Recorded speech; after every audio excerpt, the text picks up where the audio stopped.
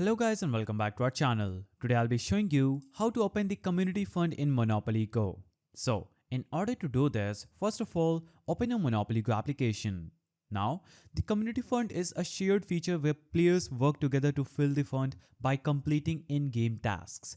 Once the fund reaches its target, all the participants can claim rewards like coins, dice, or special items. To open the community fund, you will need to contribute.